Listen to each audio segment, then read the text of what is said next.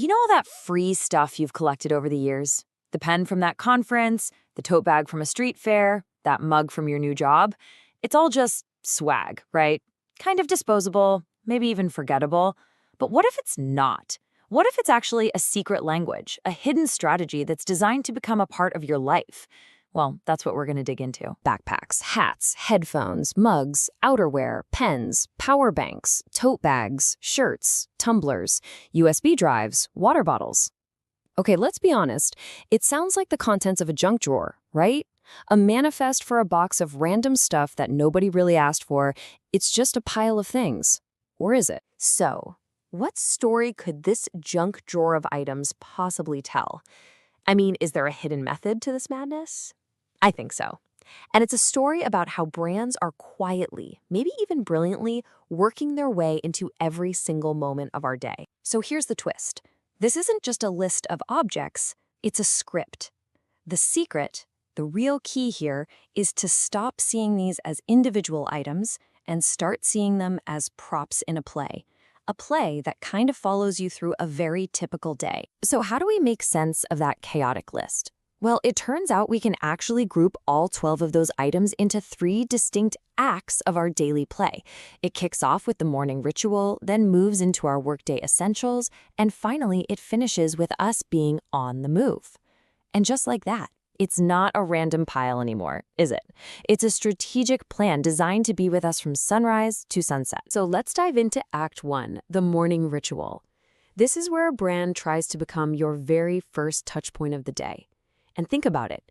Your morning routine it's personal, right? It's sacred space. So for a brand to get inside that ritual, wow, that is marketing gold. And that gives these objects a really specific job, to be a daily ritual ambassador. It's designed to weave a brand right into your routine, through simple, consistent, repeated use. It's not some loud ad shouting at you from a billboard. It's more like a quiet, friendly presence, just hanging out right there on your kitchen counter. So you can totally picture this, right? You wake up, you pour your coffee into their mug, you're heading out, you grab their water bottle for the commute. Oh, it's a little chilly, so you throw on their jacket or their hat. Before you've even really woken up, one single brand has been your companion. The goal here isn't just to be seen. The goal is to become an indispensable part of your routine. Okay, Act 2. We're at the office now, and the strategy, it shifts. It's not about your personal routine anymore. Now, it's all about professional productivity. The goal isn't just to be with you, it's to actually help you get your job done. And this whole part of the day is guided by one really simple, powerful idea. The most effective brand is one that provides utility.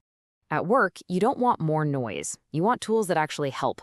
So if a brand can make you better at your job, it stops being an advertiser and starts being, well, an ally. And you can see this play out in a typical workflow. You need to jot down a note. Boom, there's their pen, always on your desk. You've got to focus, so you put on their headphones to block out the noise. Need to share a file? You grab that handy USB drive. And finally, the big one.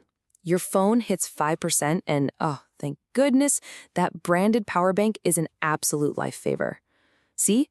Each object solves a real immediate problem, building this identity of usefulness and reliability. All right, so the brand has been with us at home, it's been with us at work. Now for the final act, taking the whole relationship public. This is all about visibility. It's about turning every single person who uses this stuff into a walking, talking billboard. And right here, we see this really fascinating strategic choice between 2 simple carriers, the tote bag versus the backpack.